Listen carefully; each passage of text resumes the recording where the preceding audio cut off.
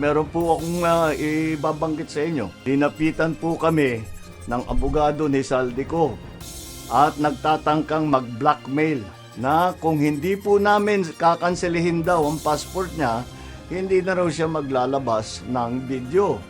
Huwag kanselahin ang pasaporte ni dating ako Bicol Party List Representative Saldico kapalit ng hindi paglalabas ng video. Ito ang tangkang pamba-blackmail ng kampo ni Ko kay Pangulong Ferdinand Marcos Jr. Sa panibagong ulat ni PBBM ukol sa anomalya sa flood control projects, binigyan diin niya na hindi siya makikipagnegosasyon sa dating mambabatas. I do not negotiate with criminals. Kahit maglabas ka na ng video ng lahat ng kasinungalingan mo na pag-destabilize sa gobyerno. May mensahe rin si Pangulong Marcos sa dating House Appropriations Committee Chairman. Gusto kong malaman mo, Saldi, makakansela pa rin ang passport mo. Hindi ka na makakatakas sa hustisya. Itinanggi naman ng abogado ni Ko na si Attorney Roy Rondain ang blackmail allegations sa kanilang kampo.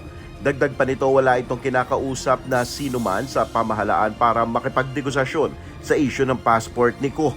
Wala rin anya siyang kontrol sa paglalabas ng videos ng nagbitiw na kongresista. Wala pang tugon ng palasyo sa sagot na ito ng kampo ni Ko habang isinusulat ang balitang ito. Samantala, iniulat ni Pangulong Marcos na irerekomenda na ng Independent Commission for Infrastructure o ICI at Department of Public Works and Highways o DPWH na masampahan ng patong-patong na kaso ang 8 kongresista.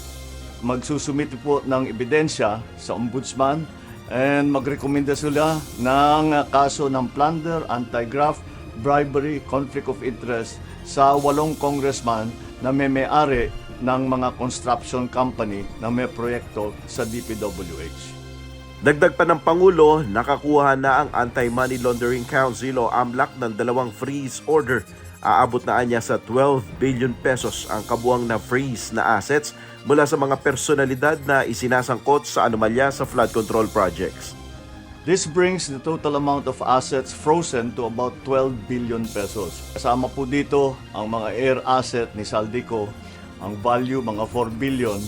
At bukod pa ron, meron po tayong nakuhang 3,566 na bank account, 198 insurance policies, 247 motor vehicles, 178 real properties, 16 na e-wallet account at saka air asset na frozen na. Muling tiniyak ni Pangulong Marcos ang pagbabalik ng pera ng bayan na nakuha mula sa anomalya.